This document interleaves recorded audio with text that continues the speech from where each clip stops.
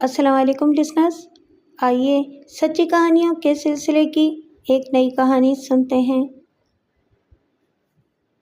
رات کے کوئی 2 بج رہے تھے، لیکن چاروں کی آنکھوں سے نیند کوسوں دور تھی۔ وہ چاروں شراب کی محفل میں مصروف عمل تھے۔ وہ ہر روز شراب کی محفل سجاتے اور یوں رات کو رنگین اور دن کو قبرستان بناتے تھے۔ یہ جگہ اور روز کی شراب کا خرچہ ان چاروں میں موجود نور محمد عرف نورا برداشت کرتا تھا۔ وہی ان سب میں مالی طور پر مضبوط تھا، باقی تینوں تو صرف ساتھ دیتے تھے، یا یوں کہہ لیں کہ باقی لوگ اس کے چمچے تھے۔ اچانک تینوں خوشامدیوں میں سے ایک رونے لگا۔ اگر نورا نہ ہوتا تو ہمارا کیا ہوتا؟ وہ روتے ہوئے بولا۔ ہم تو بالکل یتیموں کی طرح ہوتے۔ نورا سمجھ گیا کہ طاہر کو چڑھ گئی ہے۔ اسے ایک گلاس اور دو بھائی، اس نے ایک ساتھی سہیل کو اشارہ کیا۔ ارے جب تک نورا مہربان ہے ہم سب پہلوان ہیں۔ سہیل جسے ابھی پوری طرح چڑھی نہیں تھی، اس نے طاہر کا گلاس بھرا۔ واہ واہ، کیا شعر کہا ہے! عبداللہ نے لقمہ دیا اور اپنا گلاس بھی بڑھا دیا۔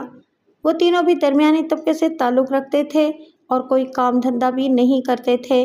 ان کا خرچہ نورا ہی اٹھاتا تھا۔ ان کا گھرانہ لاہور کے بڑے قوالوں میں شمار ہوتا تھا۔ اس نے سن رکھا تھا کہ یہ دودھ کا کاروبار اس کے دادا نے پاکستان بسنے کے بعد گاؤں سے لاہور شہر آ کر شروع کیا تھا، اور اس کے باپ نے اس کاروبار کو عروج پر پہنچا دیا۔ اب سارا کاروبار نورے کا بڑا بھائی فاروق سنبھالتا تھا۔ نور محمد عرف نورا بچپن ہی سے جھگڑالو طبیعت کا تھا، اسی لیے پڑھائی سے اس کی جان جاتی تھی، کیونکہ اسکول میں مار پیٹ کے واقعات نے گھر والوں کو مجبور کر دیا تھا کہ اسے گھر پر ہی رکھیں۔ لیکن وہاں بھی اس کے لڑنے کی عادت نہیں سدھری تھی۔ اب وہ محلے اڑوس پڑوس کے لڑکوں کو مارتا تھا۔ جو وہ جوان ہوتا گیا، وہ سجیلا ہونے کے ساتھ ساتھ طاقتور بھی ہوتا چلا گیا۔ نور کو کاروبار سے کوئی خاص دلچسپی نہیں تھی، وہ تو صرف بھائی سے اپنے خرچے کی رقم وصول کرتا تھا، بلکہ وہ 2-3 دن کے بعد گھر ہی جب جاتا جب اسے پیسوں کی ضرورت ہوتی تھی۔ اس کا بڑا بھائی فاروق ہر ملاقات میں اسے گھنٹہ بھر نصیحت کرتا اور پھر نورا اس سے اپنی مطلوبہ رقم لے کر وہاں سے چلا آتا تھا۔ یہ سلسلہ گزشتہ کئی برس سے یوں ہی چلا آ رہا تھا۔ اچانک طاہر اٹھ کھڑا ہوا۔ دوستو، مجھے جانا ہے، اس نے چھوٹی انگلی کا اشارہ کیا۔ وہ سب سمجھ گئے کہ اسے واش روم کی طلب ہے، اس لیے کسی نے اسے نہیں روکا۔ کریمو کی کوئی خبر ہے؟ نورے کی آواز کمرے میں گونجی۔ صرف اتنی کہ وہ گھر آ گیا ہے، عبداللہ نے بتایا۔ اس روز وہ بچ گیا، سہیل نے لقمہ دیا، ورنہ نور کے ہاتھوں ایک اور قتل ہو جاتا۔ لیکن اگلی مرتبہ اسے ضرور قتل کر دوں گا۔ نورا آنکھوں میں خون لے آیا تھا۔ دفعتاً دروازہ زوردار طریقے سے کھلا اور طاہر کمرے کے اندر آ گرا۔ اس کے ساتھ ہی 2 لوگ اندر داخل ہوئے۔ آنے والے دونوں اشخاص کو نورا پہچان گیا تھا۔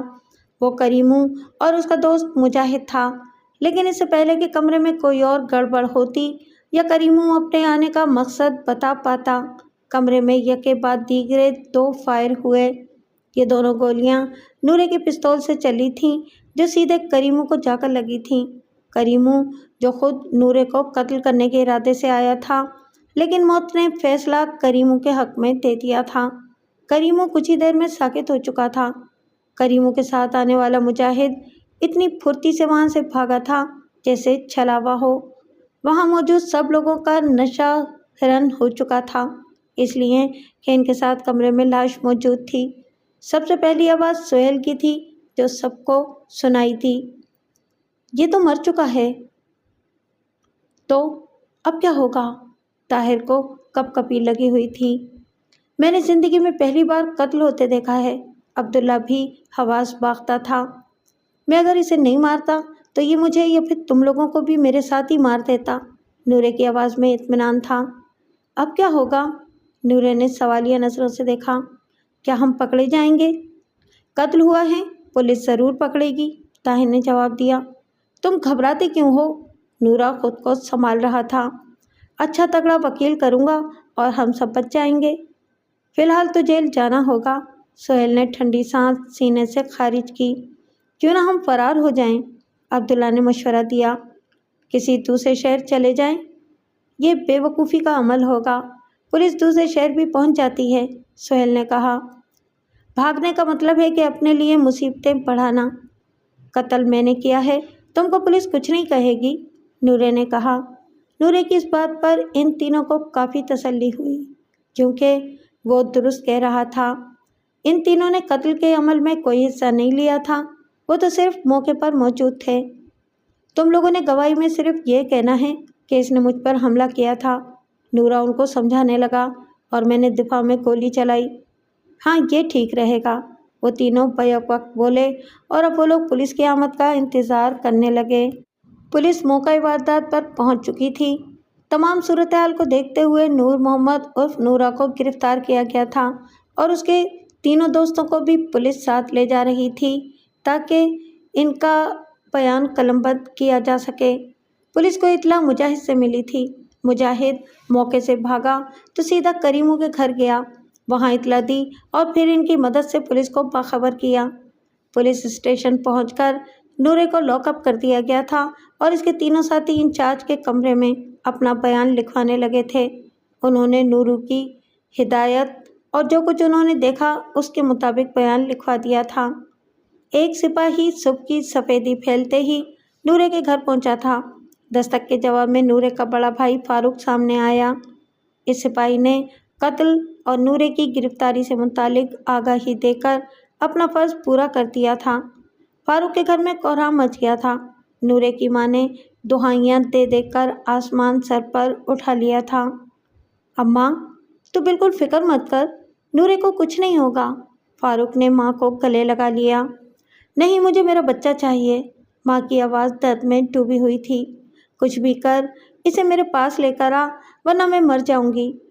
وہ آ جائے گا، تو بالکل فکر مت کر، فاروق نے تسلی دی۔ میں جا کر دیکھتا ہوں کیا معاملہ ہے، اگر وکیل کی ضرورت ہوئی تو میں کر لیتا ہوں۔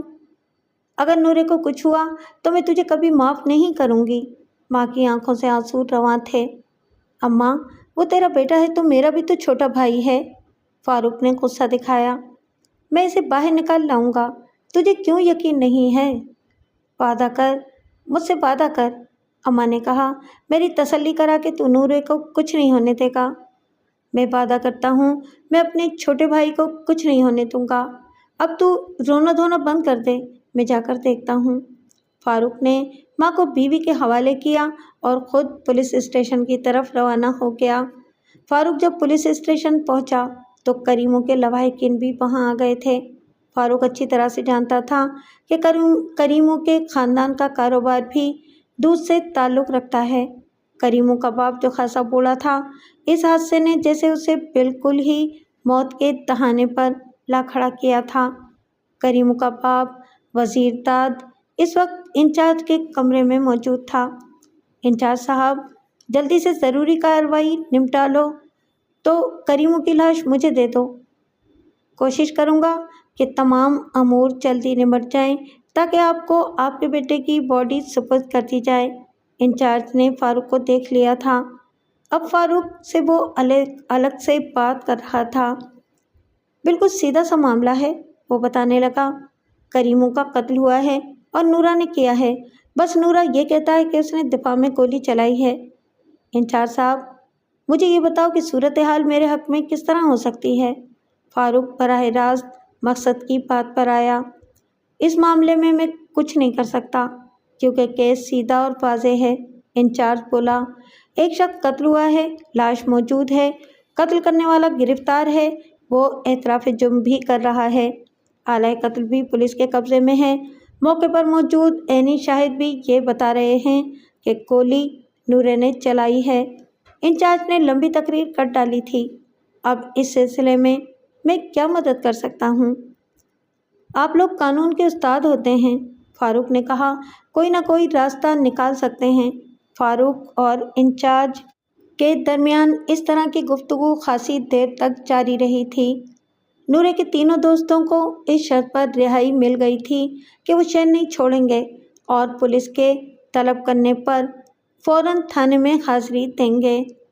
کریموں کی لاش بھی اس کے لواحقین کے حوالے کر دی گئی تھی جو اسے آخری رسومات کے لیے ساتھ لے گئے تھے۔ وہ رات نورے کی تھانے میں اکیلی رات تھی۔ وہ لاک اپ میں پہلی بار نہیں آیا تھا۔ فکر صرف اتنا تھی کہ اس سے پہلے وہ لڑائی جھگڑوں مار پیٹ میں بند ہوا تھا، اور وہ بھی محض چند گھنٹوں کے بعد میں اسے رہائی مل جاتی تھی جو فاروق کرواتا تھا۔ لیکن اس مرتبہ وہ کسی کو جان سے مار کر بند ہوا تھا اور پہلی بار رات تھانے کے لاک اپ میں گزار رہا تھا۔ وہ فاروق کی آمد اور انچارج سے بات چیت کے بارے میں جان چکا تھا۔ فاروق نے اسے ملاقات بھی کی تھی اور اسے یقین بھی دلایا تھا کہ وہ کیس کو کمزور کر کے اسے رہائی دلوائے گا۔ فاروق تھانے سے نکلا تو سیدھا وکیل زمان خان کے پاس پہنچا تھا۔ اس نے زمان خان کو تمام صورتحال بتا دی تھی اور اب وکیل کے جواب کا انتظار کر رہا تھا۔ کیس پیچیدہ ہے، وکیل زمان خان نے بولنا شروع کیا۔ قتل کا اعتراف اور گواہوں کی موجودگی نورے کے خلاف کیس کو مضبوط کرتی ہے۔ کوئی راستہ تو نکالنا ہوگا، فاروق نے کہا۔ صرف یہ راستہ ہے کہ نورے نے اپنے بچاؤ میں گولی چلائی ہے، زمان خان نے کہا۔ ہم اس دلیل کی بنا پر سیلف ڈیفینس کا کیس تیار کر سکتے ہیں، پہلے اس کی ضمانت اور بعد میں کیس ختم کروا سکتے ہیں۔ ٹھیک ہے، فاروق نے حامی بھر لی۔ میں پولیس کو تیار کرتا ہوں، آپ اپنی تیاری کریں۔ میں وکالت نامہ تیار کر لیتا ہوں، اس پر نورے کے دستخط لے لینا، فاروق نے حامی بھر لی۔ فاروق سارے دن کی بھاگ دوڑ کے بعد گھر میں داخل ہوا تو گھر مکمل سناٹے میں ڈوبا ہوا تھا، جس کا مطلب تھا کہ ہمدردی کے لیے آنے والے اب تک دوبارہ آنے کے لیے واپس چلے گئے ہیں۔ بچے سو گئے؟ اس نے گھر میں داخل ہوتے ہوئے بیوی سے پوچھا۔ ہاں، بچے سو گئے ہیں، وہ بھی سہمے ہوئے ہیں، بیوی نے جواب دیا۔ انہوں نے کب یہ صورتحال دیکھی ہے جو عادی ہوتے؟ فاروق جانتا تھا کہ اس کی بیوی اس صورتحال سے خوش نہیں۔ میں جانتا ہوں کہ ہمارے بچوں پر اس کا اچھا اثر نہیں ہوگا، لیکن میں کیا کروں؟ کوئی غیر ہوتا تو قطع تعلق کر لیتا، لیکن وہ تو میرا چھوٹا بھائی ہے۔ لیکن وہ غلط بھی تو ہے، وہ خفگی سے بولی، اور اب تو مجرم بھی ہے۔ تم میری مجبوری سمجھو، فاروق عاجزی سے بولا۔ میں خوش نہیں ہوں اس صورتحال سے، لیکن نکلنے کا کوئی راستہ نہیں ہے۔ آگے کیا ہونے والا ہے؟ بیوی کی آواز نرم ہوئی۔ کل پولیس عدالت لے جائے گی، فاروق بتانے لگا۔ ریمانڈ کے لیے پیش کرے گی، بات ہو گئی ہے، کم سے کم ریمانڈ لے گی، اس کے بعد جیل منتقل کریں تو وکیل ضمانت کی درخواست کرے گا۔ اس کا مطلب ہے کہ کچھ دن لگیں گے؟ وقت تو لگے گا۔ اماں کو کیا جواب دو گے؟ بیوی نے پوچھا۔ سچ بتانا ہوگا ورنہ مشکلات اور بڑھ جائیں گی، فاروق نے اب پوچھا۔ اماں کیسی ہیں؟ ٹھیک نہیں تھی، ڈاکٹر بلوایا تھا، اس نے نیند کی دوا دیتی ہے، رات سکون سے گزر جائے گی۔ چلو اچھا ہے، فاروق نے کہا۔ کھانا نکالوں؟ نہیں، میں نہا دھو کر سونا چاہوں گا، وہ اپنے کمرے کی طرف بڑھ گیا۔ نورے کو آج کی رات بہت بھاری لگ رہی تھی، اسے غصہ بھی آ رہا تھا، لیکن وہ بے بس تھا کیونکہ وہ سلاخوں کے پیچھے پہرے میں جو تھا۔ اس کے ساتھ لاک اپ میں 2 لوگ بھی تھے، لیکن دونوں موبائل فون چھینتے ہوئے پکڑے گئے تھے۔ تم کو کیا ملتا ہے موبائل چھین کر؟ اس نے وقت گزاری کے لیے بات چیت شروع کر دی۔ میرا مطلب رقم سے ہے، 1000 سے 3-4 ہزار تک مل جاتے ہیں، ان میں سے ایک بولا۔ اتنی معمولی رقم کے لیے تم اپنی زندگی خطرے میں ڈالتے ہو، وہ بولا۔ اتنے پیسے کی تو میں روز شراب منگواتا ہوں۔ ہم لوگ کل سے بند ہیں، کچھ کھانے کو نہیں ملا ہے، کھانا تو منگوا دو، ایک فوراً بے تکلف ہو گیا۔ نورے نے بھی دیر نہیں کی تھی، اس لیے کہ فاروق سے 10,000 روپے دے گیا تھا، چنانچہ اس نے اپنے اور اپنے نئے دوستوں کے لیے بہترین سا کھانا منگوا لیا تھا۔ اس نے رات گزاری کے لیے دوست پیدا کر لیے تھے، جن کی مدد سے وہ صبح تک کا سفر طے کرتا اور صبح وہ باہر نکل آتا، یہ اس کا خیال تھا۔ صبح 9 بجے کے لگ بھگ ایک سپاہی نے آ کر نورے کو بتایا کہ وہ تیار رہے، اسے چلنا ہے۔ نورے نے لاک اپ سے باہر فاروق کو بھی دیکھ لیا تھا، اس لیے اسے اطمینان تھا کہ اس کے باہر آنے کی کوشش کی جا رہی ہے۔ فاروق کے خرچے پر پولیس نورے کو ٹیکسی میں لے کر عدالت آئی، جہاں اس کا وکیل زمان خان آ گیا تھا۔ نورا تمام صورتحال کو سمجھ گیا تھا کہ اب وہ ضمانت پر ہی باہر آئے گا۔ اس کا مطلب ہے کہ مجھے ابھی تھانے میں رہنا ہوگا، وہ سنجیدہ تھا۔ معاملہ مار پیٹ کا نہیں ہے، انسانی جان کے ضائع ہونے کا ہے۔ फारूक ने इसके कंधे पर हाथ रखा। अब इसमें थोड़ा वक्त तो लगेगा, लेकिन मुझे लॉकअप में रात नहीं गुजारनी है, वो गुस्से से बोला। कुछ दिन की बात है, वो समझाने लगा। पहले रिमांड के बाद पुलिस मुदाखलत नहीं करेगी और तुम्हारी जमानत हो जाएगी। तुम पुलिस वालों से बात करो ना, जितनी रकम मांगे दे दो, नूरे ने कहा। मुझे बाहर आना है, चंद रोज़ में तुम बाहर आ जाओगे। सब हमारे साथ हैं, पुलिस भी साथ है, इससे रकम की बात भी हो गई है, फारूक ने बताया। लेकिन कानूनी तरीके से बाहर आओगे तो महफूज रहोगे। मुझे नहीं मालूम, लेकिन मुझे रात लॉकअप में नहीं गुजारनी है, नूरे ने हतमी फैसला सुनाया। तुम इंचार्ज से बात करो, वरना मैं बात करता हूँ। मैं दिन में लॉकअप में रहूँगा और रात घर पर सोऊंगा। आज का दिन निकलने दो, मैं इंचार्ज से बात करता हूँ, फारूक ने बात ख़त्म की। पुलिस ने जज के सामने नूरे को पेश करके 7 रोज़ का रिमांड ले लिया था। फारूक की अपनी अम्मा के सामने हाजिरी थी। वैसे अम्मा की हालत बेहतर थी और वो बातचीत करने के काबिल थीं। 2 दिनों से नूरा थाने में बंद है, ये सोचकर ही मेरा दिल कट सा जाता है। अम्मा की आवाज़ में दर्द था। इसीलिए तो अम्मा तुमको समझाया था कि तुम बिला वजह नूरे की तरफदारी ना किया करो। यही वजह है कि आज वो भी मुश्किल में है और हम सब परेशान हैं।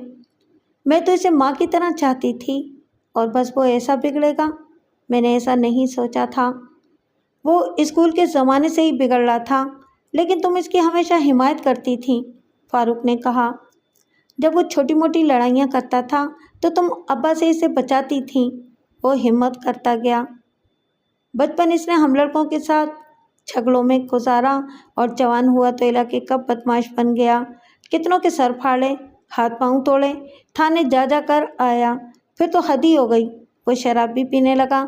तुमको याद होगा, जब मैंने पहली बार तुम्हें बताया था तो तुमने मुझे झुठला दिया था और इसकी बात पर यकीन किया था कि वो सब कुछ कर सकता है, लेकिन शराब नहीं पी सकता। अब वो आ जाए, मैं इसकी बिल्कुल हिमायत नहीं करूँगी। अम्मा अभी भी नूरे की याद में थीं। यहीं अपने पास बिठा कर रखूँगी। रहने दो अम्मा, वो कहाँ तुम्हारी बात सुनता है, फारूक की बीवी ने लुकमा दिया। 10 वर्ष से मैं इसी घर में हूँ, मुझे भी सब मालूम है। वो अब सुधरने वाला नहीं है। इससे कबल के वो और कुछ बोल जाती, फारूक ने इसे खामोश कराया। तुम खामोश रहो, क्या घर के अंदर झगड़े शुरू करोगी? इसकी बीवी पैर पटकती हुई वहाँ से चली गई तो फारूक दोबारा से माँ की तरफ मुतवज्जा हुआ। हफ्ता लगेगा, वो छूट जाएगा और अच्छा है कि वो कुछ और अंदर रहेगा तो शायद सुधर जाए और घर की कीमत का भी उसे अंदाज़ा हो जाए। वो अपनी माँ को तसल्ली दिलासा दे रहा था। फारूक अगले रोज़ अपने भैंसों के बाड़े पर पहुंचा तो इसे नूरे के तीनों साथी वहां मिले। सलाम दुआ के बाद फारूक ने कहा, ये करीमों के साथ झगड़े का मामला क्या है और वो वहां आया क्यों था? वो भाई, एक रोज़ पहले नूरे का करीमों से सामना हुआ था, ताहिर बताने लगा। मैं उस वक्त नूरे के साथ था। आपको तो मालूम है कि करीमों और नूरे की आपस में बनती नहीं है। इस रोज़ भी तो तू मैं हुई और फिर झगड़ा शुरू हो गया। भाई, नूरे ने इतना मारा कि करीमों अपने पैरों पर खड़ा होने के काबिल ही नहीं रहा था। वो तो अगर मैं वहाँ ना होता तो शायद इसी रोज़ करीमों नूरे के हाथों मर चुका होता। करीमों नूरे के डेरे पर किस इरादे से आया था? फारूक ने पूछा। ये तो मैं नहीं बता सकता। मैं बाहर आया था पेशाब के इरादे से, तो करीमों और उसके साथ मुजाहिद वहाँ आ गए और उन्होंने मुझे पकड़कर पूछा कि अंदर नूरा है। मेरा जवाब हासिल करके वो मुझे धकेलते हुए अंदर ले आए। इसका मतलब है कि करीमों के इरादे नेक नहीं थे, फारूक ने कहा। भाई, लगता तो ऐसा ही है, लेकिन नूरा ज़्यादा तेज़ निकला। उसने करीमों को मौका ही नहीं दिया। उसने बताया। तुम दोनों की क्या मालूमात हैं? फारूक ने बाकी दोनों से पूछा। भाई, हमारी तो अकल के दरवाजे बंद थे। हमने तो देखा कि करीमों अंदर आया और फिर 2 धमाके हुए, सुहेल ने जवाब दिया। फिर करीमों की लाश थी। फारूक थाने में इंचार्ज के सामने बैठा हुआ था। आज 4 रोज़ हो गए हैं। केस की पोजीशन क्या है? मुझे पहली पेशी पर ही ज़मानत मिल जाएगी। ये सब कुछ इस गवाह पर मुनहसर है जो मकतूल की तरफ से गवाही देने वाला है, इंचार्ज ने कहा। वो जो करीमों के साथ उस वक्त मौजूद था? फारूक ने पूछा। انچارج نے اس بات میں سر ہلایا۔ مجاہد ان کا واحد گواہ ہے۔ اس نے اگر یہ کہہ دیا کہ کریمو نورے کو مارنے آیا تھا تو سیلف ڈیفینس کا مقدمہ بنے گا، ورنہ تو کیس نورے کے خلاف جائے گا۔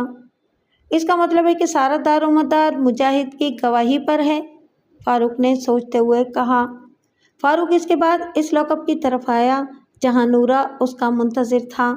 نورا اسے دیکھتے ہی لپک کر سلاخوں کے پاس آیا اور غصے کی شدت سے بولا، تم میرے لیے کچھ نہیں کر رہے ہو، تم باہر نہیں ہو، اس لیے تم کچھ بھی نہیں جانتے ہو کہ باہر تمہارے لیے کتنی کوشش ہو رہی ہے۔ فاروق اسے نرمی سے سمجھا رہا تھا۔ مجھے دھوکہ مت دو، تم رقم خرچ نہیں کر رہے ہو، وہ جھنجھلا کر بولا۔ تم اگر پولیس کو خرید لو تو سارا معاملہ طے ہو سکتا ہے۔ میں تو ہر قیمت دینے کو تیار ہوں اور اب تک 1 لاکھ خرچ کر چکا ہوں، فاروق نے بتایا۔ لیکن کیس تمہارے خلاف جا رہا ہے جس کی وجہ سے مشکل پیش آ رہی ہے۔ کوئی مشکل مجھے آزادی سے نہیں روک سکتی۔ تم جو قیمت لگے خرچ کرو، نورا پاگل پن کے انداز میں بولا۔ میں اتنا خرچ کروں گا جتنی ضرورت ہوگی اور اپنے بھائی کو آزادی دلواؤں گا، فاروق نے فیصلہ کن انداز میں کہا۔ مجھے پہلی پیشی پر آزادی چاہیے، نورے نے کہا۔ جو بھی رقم مانگے دے دینا، جائیداد میں میرا بھی تو حصہ ہے۔ تیری آزادی کے لیے تیرا حصہ نہیں بلکہ اپنا بھی سب کچھ خرچ کر ڈالوں گا، لیکن تجھے ہر مشکل سے آزادی دلوا کر رہوں گا۔ کچھ سوچا ہے کیا؟ نورے نے سوال کیا۔ فاروق نے ادھر ادھر دیکھا اور پھر بولا، کسی سے ذکر مت کرنا۔ وہ انتہائی دھیمی آواز میں نورے کو کچھ بتانے لگا۔ نورے کے چہرے پر اطمینان آ گیا تھا۔ ہاں یہ ٹھیک ہے، بس اب میں چلتا ہوں، فاروق بولا۔ تم نارمل رہنا، کچھ جھگڑا مت کرنا۔ نورے کے چہرے کا اطمینان لوٹ آیا تھا اور اب اسے صرف انتظار کرنا تھا۔ پیشی کا دن آ گیا تو نورا گھر کے کپڑوں میں تیار ہو کر کورٹ آیا تو حسب معمول فاروق اور وکیل زمان خان وہاں پہلے سے موجود تھے، جبکہ دوسری پارٹی بھی وہاں آ گئی تھی۔ کریمو کا بوڑھا باپ اپنے گواہ مجاہد کے ہمراہ آیا تھا۔ جج کے سامنے گواہی شروع ہوئی تو مجاہد نے کہا کہ کریمو وہاں دوستی صلح کے ارادے سے گیا تھا، لیکن نورے نے بات کرنے سے پہلے گولی چلا دی اور کریمو کو قتل کر دیا۔ نورے کا پورا بدن غصے سے کانپ رہا تھا۔ اس کے اگر بس میں ہوتا تو وہ ابھی مجاہد کو قتل کر دیتا، کیونکہ وہ جانتا تھا کہ کریمو اس سے دوستی کرنے نہیں بلکہ بدلہ لینے آیا تھا۔ وہ اگر اس پر گولی چلانے میں دیر کرتا تو وہ خود مارا جاتا، لیکن اس وقت حالات مختلف تھے۔ نورے نے فاروق کی طرف دیکھا جس نے اپنے دونوں ہاتھوں کے درمیان سر کو تھام رکھا تھا۔ دوسری طرف تھانے دار نے مجاہد کی گواہی کو سامنے رکھتے ہوئے عدالت سے مزید ریمانڈ کی درخواست کر دی تھی، جو منظور کر لی گئی اور مزید 4 روزہ ریمانڈ دے دیا گیا۔ اب کیا کرنا ہے؟ نورا فاروق کے پاس آیا۔ آج ہی رات دوسرے پلان پر عمل ہوگا، اس نے بتایا۔ میں انچارج سے ڈیل کر چکا ہوں، آزادی مل جانے دو، اسے بھی قتل کر دوں گا۔ نورے نے مجاہد کی طرف دیکھا۔ اب سدھار لے اپنے آپ کو، فاروق برہم ہوا۔ دوسری مرتبہ نہیں چھڑا سکوں گا۔ پولیس والوں نے نورے کو گاڑی میں بٹھایا۔ نورا گاڑی سے دیکھ رہا تھا کہ فاروق انچارج سے بات کر رہا ہے، پھر اس نے دیکھا کہ دونوں نے گرم جوشی سے مصافحہ کیا۔ نورا سمجھ گیا کہ دونوں کے درمیان معاملہ طے ہو گیا ہے۔ فاروق گھر پہنچا تو اپنی ماں اور بیوی کو منتظر پایا۔ دونوں نے ایک ہی سوال کیا، نورا کہاں ہے؟ تو نے وعدہ کیا تھا کہ وہ آج آ جائے گا، ماں نے پوچھا۔ ہاں وہ آ جائے گا، فاروق نے بتایا۔ ابھی تھانے گیا ہے، وہاں سے ہو کر گھر آئے گا۔ سچ کہہ رہا ہے؟ ماں نے غیر یقینی سے پوچھا۔ اسے آزادی مل گئی ہے اور وہ آج کل لوٹے گا، تم بے فکر ہو کر آرام کرو، فاروق نے تسلی دی اور ماں کو کمرے میں جا کر لٹا دیا۔ اس نے بیوی کو بھی یہی بتایا کہ نورا 2-3 گھنٹے میں آ جائے گا، تم اس کے لیے کچھ پکا کے رکھو۔ بیوی باورچی خانے میں جا چکی تھی۔ فاروق الماری سے رقم نکال کر ایک لفافے میں پیک کر رہا تھا۔ نورے نے محسوس کر لیا تھا کہ انچارج اور دوسرے پولیس والوں کا رویہ بہت اچھا ہو چکا ہے اور وہ سمجھ گیا تھا کہ فاروق نے پولیس کی مٹھی گرم کر دی ہے۔ شام ہوتے ہی ایک سپاہی نے اسے باہر آنے کا اشارہ کیا اور اسے انچارج کے کمرے میں بٹھا دیا گیا تھا۔ وہاں ہاتھوں میں ہتھکڑی ضرور لگاتی گئی تھی۔ آزادی کی کیا قیمت ادا کی ہے میرے بھائی نے؟ اس نے انچارج سے پوچھا۔ 10 لاکھ، انچارج بولا۔ تم نے مجبوری کا فائدہ لیا ہے، وہ برا سا منہ بنا کر بولا۔ لیکن خیر، میری آزادی تو ہو جائے گی نا؟ ویسے میرے فرار ہونے پر تمہیں صرف معطل کیا جائے گا اور پھر کچھ دن بعد نئے تھانے میں پوسٹنگ مل جائے گی۔ چلو اب چلتے ہیں، انچارج نے کہا اور 2 کانسٹیبلوں کے ساتھ وہاں سے روانہ ہوا۔ اس مرتبہ پولیس کی وین استعمال کی جا رہی تھی۔ نورا گھر پہنچا تو ماں نے بلائیں اتاری اور اپنے پاس بٹھا کر اسے سمجھانے لگی کہ اب اسے لڑنا پھرنا چھوڑ کر اپنے بھائی کی طرح اچھا انسان بننا ہے۔ نورا 1 گھنٹے کے بعد اپنے گھر کے ڈرائنگ روم میں آیا جہاں فاروق اور انچارج موجود تھے۔ جلدی بتاؤ مجھے کرنا کیا ہے؟ نورے نے پوچھا۔ تم ابھی ان کے ساتھ جاؤ گے اور راستے میں یہ تمہیں موقع دیں گے، فاروق تفصیل بیان کر رہا تھا۔ یہ تمہاری طرف سے قافل ہوں گے اور تم نکل جاؤ گے۔ تم سیدھے ریلوے اسٹیشن جاؤ گے اور وہاں سے کراچی نکل جاؤ گے۔ مجھے اس اجنبی شہر میں کب تک رہنا ہوگا اور وہاں میرے لیے کیا انتظام ہے؟ نورا بولا۔ جب تک یہاں حالات ہمارے قابو میں نہیں آ جاتے اور تمہیں وہاں رہنے میں مشکل نہیں ہوگی۔ فاروق نے اس کی طرف نوٹوں کی گڈی بڑھائی اور موبائل فون دیا۔ اس سے ہم رابطے میں رہیں گے۔ 1-2 مہینے میں سارا معاملہ ٹھیک کر لینا۔ مجھے اپنے شہر اور اپنے گھر میں رہنا ہے۔ نورے نے فیصلہ سنایا۔ یہ آپ کے لیے۔ فاروق نے نوٹوں کا پیکٹ انچارج کی طرف بڑھایا۔ کتنے ہیں؟ انچارج نے پیکٹ اٹھا لیا۔ 5 لاکھ ہیں، باقی یہ خیریت سے چلا جائے تو مل جائیں گے۔ چلو تو پھر ٹھیک ہے، روانہ ہوتے ہیں، انچارج نے کہا اور نورا ماں اور بھابھی سے ملنے لگا۔ اس کے بعد وہ لوگ وہاں سے روانہ ہو گئے۔ نورے کے جانے کے 2 گھنٹے کے بعد یہ خبر آئی تھی کہ نورا پولیس مقابلے میں مارا گیا ہے۔ فاروق فوراً ہی تھانے پہنچا کیونکہ وہ لوگ لاش ساتھ لے گئے تھے۔ انچارج پریس والوں کو بریف کر رہا تھا۔ ہم نے اس کا ریمانڈ لے رکھا تھا۔ اس نے ہمیں بتایا کہ غیر قانونی اسلحہ اس نے چھپا رکھا ہے، لیکن یہ ہمیں دھوکہ دے رہا تھا۔ اس نے بھاگنے کی کوشش کی اور ہمارے کانسٹیبل کی گن چھین کر حملہ کرنے کی حرکت کی اور مقابلے میں مارا گیا۔ انچارج صحافیوں سے فارغ ہوا تو فاروق کی طرف متوجہ ہوا۔ ضروری کارروائی کے بعد لاش آپ کے حوالے کر دی جائے گی۔ جتنی جلدی ہو یہ کام کر دیجیے گا۔ فاروق نے پیکٹ انچارج کی طرف بڑھا دیا۔ فاروق کو نورے کی باڈی مل گئی۔ آخری رسومات بھی ادا کر دی گئیں۔ کوئی یہ نہیں جان سکا کہ فاروق نے پہلے روز سے یہ پروگرام طے کر رکھا تھا۔